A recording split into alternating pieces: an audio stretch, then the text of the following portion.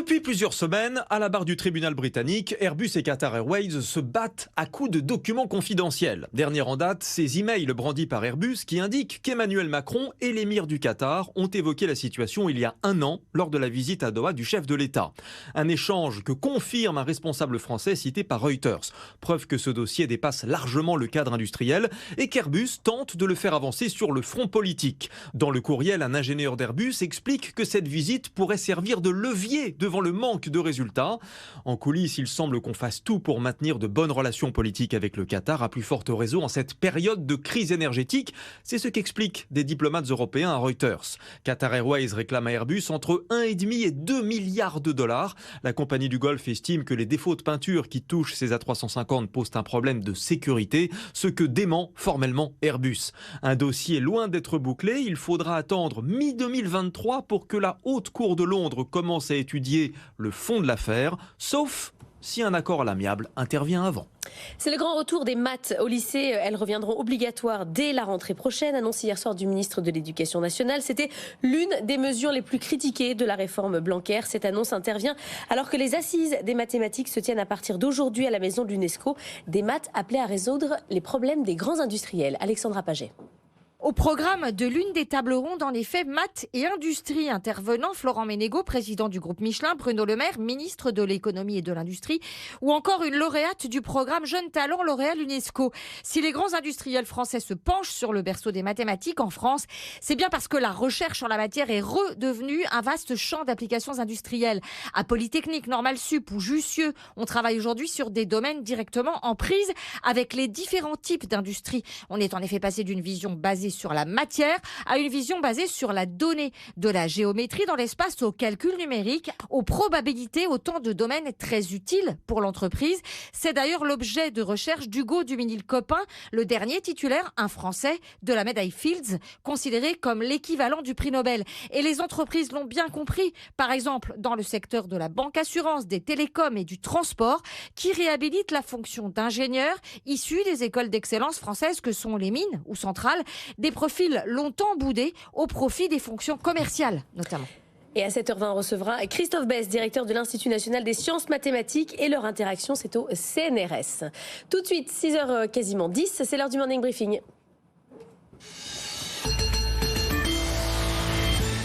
Et on vous retrouve Antoine Larigauderie en direct de Renex. Est-ce qu'on va poursuivre sur la belle semaine précédente quand même? On a quand même bien progressé sur le CAC 40. Je vous sens dans une humeur assez optimiste ce matin. Oui, la tendance est assez positive en avant-marché. On semble avoir bien accroché les 6600 quand même. Mine de rien, on gagne quand même 2,8% sur la semaine écoulée et 11,5% quasiment sur un mois. Donc, il y a quelque chose qui a vraiment changé du côté de l'état d'esprit des investisseurs à court terme. On sent moins de volatilité, moins de pression et alors on a un beau retour des volumes. Sur le CAC, là, plusieurs séances à plus de 4 milliards d'euros d'actions échangées. Ça faisait des mois qu'on n'avait pas vu ça. Surtout les deux dernières, jeudi et vendredi, on sent un retour des investisseurs, un appétit pour le risque assez net sur les actions. Alors, les raisons, on les connaît. L'inflation qui semble réduire la pression côté américain. La Chine qui semble prête à calmer le jeu sur sa politique anti-Covid. Et puis, quelques bonnes nouvelles sectorielles. Vendredi, c'était les très bons résultats du Suisse Richemont.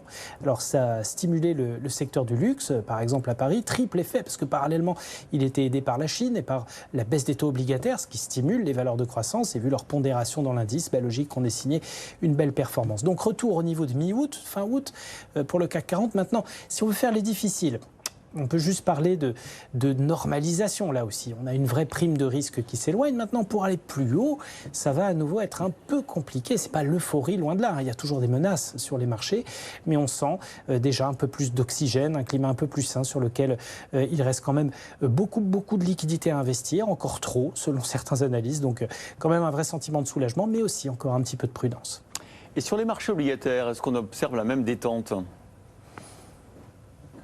Oui, la dette française qui repasse sous 2,7%, la dette allemande à 2,15%, puis alors surtout la dette américaine qui repasse, mais alors bien sous 4%, on est du côté des 3,9%, là on évacue un mois de tension forte et la conviction désormais de la part des investisseurs que la prochaine hausse de taux, la dernière de l'année pour la Fed, sera moins forte que les précédentes. Le consensus vise 50 points de base désormais après plusieurs consécutives à 75, donc on devrait donc entériner que la Fed commence à lever un petit peu le pied avant d'atteindre le fameux point pivot qui va lui permettre de mettre le couvercle sur l'inflation et faire baisser la pression.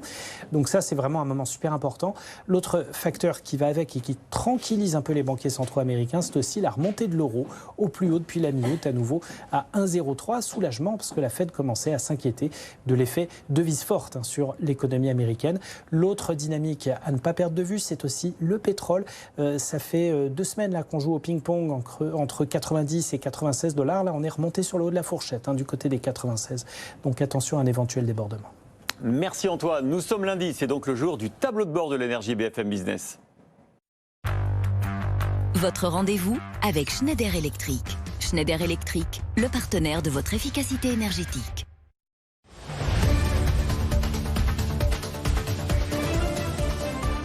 Et dans le tableau de bord de l'énergie, pas d'amélioration sur le front des centrales nucléaires. EDF a toujours 26 réacteurs arrêtés sur 56, toujours 15 pour des contrôles ou des réparations de corrosion. L'objectif du gouvernement d'avoir 45 réacteurs en fonctionnement au 1er janvier semble désormais inatteignable. Alors RTE fera un point en fin de semaine, un point crucial sur l'approvisionnement électrique d'ici la fin de l'année, mais ça paraît difficile de tenir les objectifs. Du côté des barrages remplis à 70%, on atteint quasiment les taux habituels, c'est autour de 70% d'habitude. Donc vraiment on tend et c'est important pour tenir l'hiver en cas de coupure si jamais ça ne tient pas du côté des centrales. Un mot du gaz, on est rempli toujours à quasiment 100%, 99%, nos réserves sont à bloc. Un mot parce qu'on importe beaucoup de GNL, notamment encore du GNL russe, mais le Mozambique a officiellement commencé ses exportations de GNL, exportations vers l'Europe. C'est Eni qui s'en occupe, on suivra bien sûr ça de près. Tout de suite, Christophe, dans un instant, plutôt, on va recevoir une pépite, quelqu'un qui n'a pas de nez. Oui, mais qui fait un parfum. Oui, c'est étonnant. A tout de suite avec la Morning Team. Votre rendez-vous avec Cegid, créateur de solutions de gestion dans le cloud.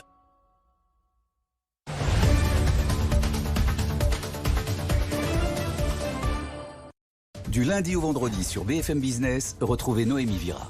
Je suis ravie de vous retrouver tous les matins. Ensemble, nous allons décrypter l'actualité retail dans Good Morning Business. Quelles sont les nouvelles tendances de consommation, les dernières actualités des marques? Réveillez-vous avec nous et rejoignez-nous sur la 24.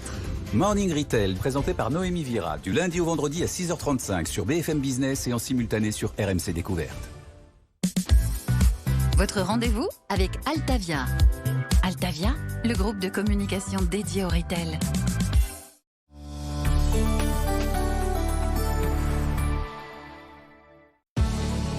Avec près de 4000 adhérents, la Chambre nationale des conseils en gestion de patrimoine est l'association des professionnels de l'épargne et du patrimoine depuis 1978. Elle a pour mission de promouvoir la profession des conseils en gestion de patrimoine, de défendre ses intérêts et d'accompagner ses adhérents dans l'exercice de leur activité professionnelle. L'appartenance à la CNCGP constitue un label d'excellence et un gage de sécurité pour l'épargnant. Autant de bonnes raisons de nous faire confiance. Rendez-vous sur cncgp.fr. Le bon centre de Lucas, ça revient derrière avec la frappe de Pavard. Et le but! Oh le but! Quel but! Quel but! Pavard! La Coupe du Monde, comme vous ne l'avez jamais vue, 24 heures sur 24.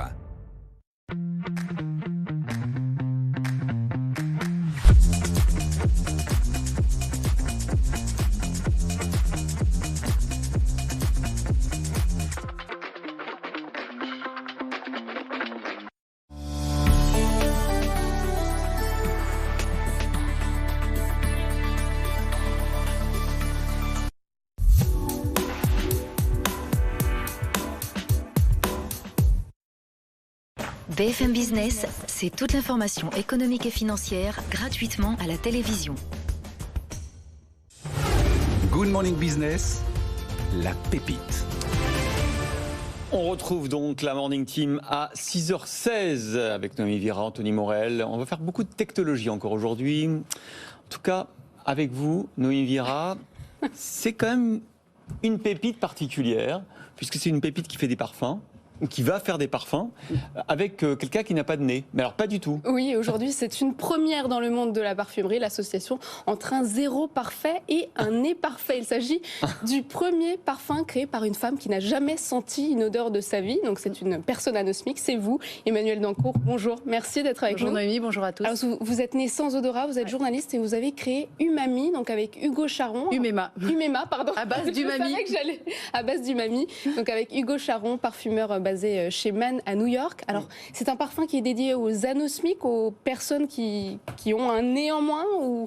Voilà, expliquez-nous. Non, c'est pas un parfum dédié aux anosmiques, parce que de toute façon, nous, les anosmiques, que l'on soit de naissance comme moi ou traumatiques après un trauma crânien, après une polypose, après le Covid, évidemment, après le Covid, ouais. un virus, on sent pas les odeurs. Hein, donc, c'est un parfum à partir d'un brief anosmique. C'est-à-dire que quand une marque comme, je sais pas moi, Dior, Chanel, fait un parfum, ils vont, par exemple, faire appel à une actrice et en disant, bah tiens, on va prendre Juliette Binoche et on va faire un parfum très citadin, mais en même temps très naturel, très instinctif pour la femme de 50 ans, etc. Ça, c'est le brief. Bon, bah moi, le brief, c'était moi, en l'occurrence, et tout ce qui fait ma vie et tout ce que j'aime. Mais alors du coup, vous avez servi à quoi? À part une fois qu'on avait fait le brise, vous n'avez rien senti? Mais pour les tests, vous avez fait quoi? Vous êtes allé boire un café? Alors ça, c'est quelque chose. Hugo Charon, qui est un jeune parfumeur junior chez Mann à New York, dont la carrière va bien, j'ai envie de dire, parce que Mann, c'est quand même un des 5 grands parfumeurs au monde. Ça le démontait. Ça, il dit, mais attends, on va faire un parfum. Donc on a fait ce parfum via le langage synesthésique, qui est un langage de correspondance avec les couleurs, les matières, la musique, les paysages, la peinture, les arts, etc., la poésie. Et il dit, mais à quel moment je sors que le parfum est terminé? Tu pourras jamais me le dire. Oui. Alors ça le rendait fou. Et en fait, on a réuni mes parents, mes 4 enfants et mon compagnon. Et c'est eux qu'on choisit, parmi les différents échantillons de parfums, c'est eux qu'on choisit le numéro 29. Et d'ailleurs, pour tester les ingrédients, vous avez une technique un peu particulière. C'est-à-dire que vous mettez les ingrédients en bouche. Ouais. Je suis pas sortie du stage oral, j'ai toujours 3 ans. Effectivement, je suis allée à Bar-sur-Loup à Mann pour tester les ingrédients. Et moi, je suis comme un enfant, je mets tout dans la bouche, quoi, parce que même si j'ai un goût très dégradé par rapport au vôtre, vu que je n'ai pas de rétro-olfaction. Est-ce que vous avez goûté le parfum, Emmanuel?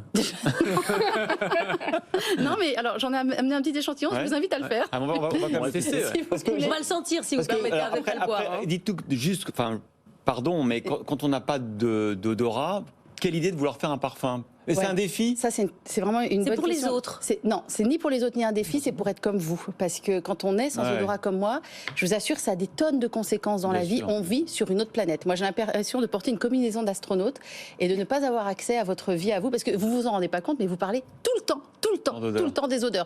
Principalement des odeurs qui sentent pas bon. Je crois que ça s'appelle la puanteur, mais je ne sais pas ce que c'est. Et je rêve de sentir... Ça, c'est un avantage. Un jour... Ah non, moi, je rêve de sentir un jour quelque chose qui pue, Anthony. Ah là là, c'est le rêve de toute anosmique de base. Pas du tout, ça sent délicieusement bon. Et c'est vrai que c'est assez dangereux parce que vous ne sentez pas les mets avariés, vous reconnaissez pas les dangers de gaz. Les gaz, oui, c'est ça. Tous les anosmiques de naissance comme moi ont failli faire sauter un appart ou une maison. Ça, on a tous la même anecdote. Et du coup, le Covid, on l'évoquait, mais quel rôle il a joué dans le développement? Parce qu'en fait, le monde entier a découvert l'anosmie, même ce mot qu'on ne connaissait pas. Et donc, du coup, est-ce que ça a une incidence? Est-ce que vous pensez que ça... C'est une grande incidence parce que les quelques chercheurs au monde spécialisés dans l'anosmie d'un seul coup ont été mis en lumière. Ce mot et ce handicap qui est invisible et qui pourtant a de graves conséquences, surtout pour ceux qui l'ont perdu. Parce qu'on perd l'appétit, on perd l'odorat, on perd l'odeur de ses souvenirs, de ses enfants, on perd sa joie de vivre. Plus de la moitié entre en dépression. Donc ça a des vraies conséquences. Et d'un seul coup, cette maladie invisible, ce handicap a été mis en lumière par le Covid. Alors, devant un parterre de spécialistes à Miami, en juin dernier, votre parfum apparemment a fait un tabac. Donc maintenant, l'idée, c'est de créer une boîte et de le commercialiser. C'est ça. C'est quoi les prochaines étapes? En fait, c'était un truc de fou parce qu'initialement, c'était juste une expérience et ça devait s'arrêter là. Et quand on l'a présenté à Miami devant ce parterre de parfumeurs et de la profession, bon, déjà, j'étais leur pire cauchemar. Rencontrer quelqu'un qui est né sans odorat, ils ont complètement halluciné. On a raconté notre parcours avec Hugo Charon. Et en fait, quand ils l'ont senti, et dans les allées du salon, ils me sentaient, ils me disaient, mais tu vas pas garder ça pour toi? Je dis, bah si. On dit, bah non. C'est un tel feu d'artifice, c'est une telle réussite ce parfum qu'on disait, il faut absolument que tu le commercialises. Et alors, la next step? Mais on est en train de fonder, de fonder je crois que ça s'appelle une boîte. Moi, je suis journaliste. Une entreprise. Hugo Charon, il est parfumeur quand même, donc c'était un petit peu déstabilisant. Et Next Step, alors c'est un parfum très haut de gamme, parce qu'évidemment, comme c'était une expérience, on a eu droit à tous les ingrédients les plus chers chez Mann, sans penser qu'on le commercialiserait. D'accord. Et donc un parfum de niche pour quand? J'espère bien 2023, j'espère, un an après Miami, juin 2023, j'espère qu'on sera déjà en train de vous le vendre. Eh bien, écoutez, bonne continuation. Merci. Emmanuelle Dancourt, co-créatrice donc de Umema. Ouais, merci beaucoup. Tout de suite, c'est Culture Geek.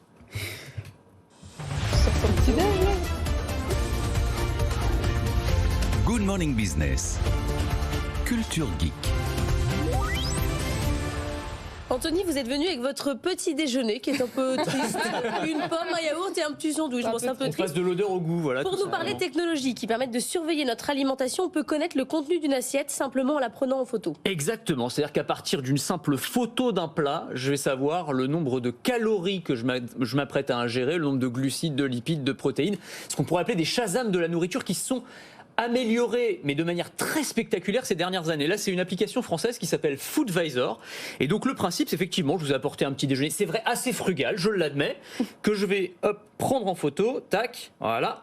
Et une seconde plus tard, eh bien, l'application a détecté, a reconnu en fait les 3 ingrédients. Donc c'est déjà spectaculaire en termes de reconnaissance visuelle. C'est pas mal, mais non seulement elle a reconnu qu'il y avait un yaourt aux fruits, une pomme et du pain complet. Elle fait la différence entre le pain complet et le pain blanc, ce qui est pas mal non plus. Mais y compris le grammage, c'est-à-dire elle me dit voilà, tu as 26 grammes de pain complet. Ça, je l'ai testé chez moi. Alors c'est pas au gramme près, mais ça fonctionne quand même très très bien. Donc c'est pas mal. Et donc c'est hyper intéressant. Alors peut-être pas pour monsieur et madame tout le monde, mais pour ceux si vous aviez déjà tout mélangé dans votre bol, ça marche pas. Alors c'est ça. En fait, vous avez raison. C'est-à-dire que pour tout ce qui est plat composé, des plats complexes, si vous avez un plat dans un restaurant par exemple, c'est plus compliqué. Ça fonctionne bien avec les salades, avec les aliments qui sont de manière individuelle. Sinon, on peut aider aussi la machine en lui, enfin l'algorithme en lui indiquant de quels ingrédients il s'agit. Et donc ça permet pour les personnes qui suivent un régime particulier, je pense aux diabétiques, à ceux qui suivent un régime pour perdre du poids, à des sportifs aussi qui peuvent parfois mesurer, peser au gramme près ce qu'ils mangent. Ça peut être intéressant, d'autant qu'on peut coupler ça avec les applications, vous savez, de fitness qui vous disent le nombre de calories que vous brûlez. Donc là, vous savez exactement où vous en êtes dans la journée, quoi. Moi, ça me fait peur tout ça. À quand une assiette qui nous enguirlande quand on mange trop gras? Ça va arriver. Non, mais ça existe déjà même. Il y a une start-up américaine qui a mis au point la Smart Plate, qui est une assiette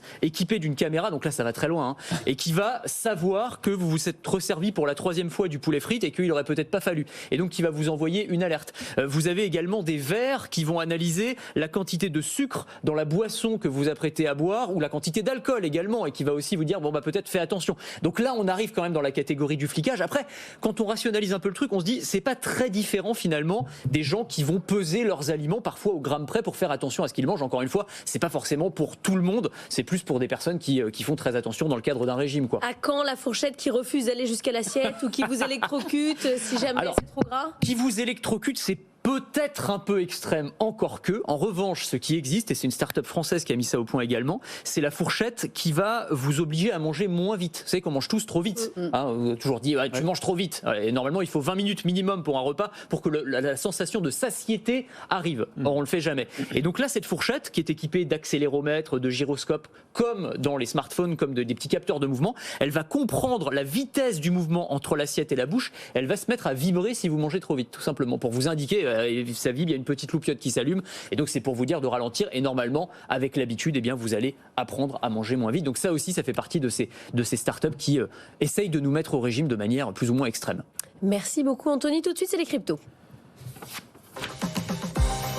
BFM Business, BFM Crypto, la chronique. Bon, vous savez que ça fait 20 minutes qu'on attend votre chronique, Antoine, parce qu'évidemment, les cryptos, c'est le sujet du moment aussi, le sujet d'actualité. Ça va pas très fort déjà sur les cryptos.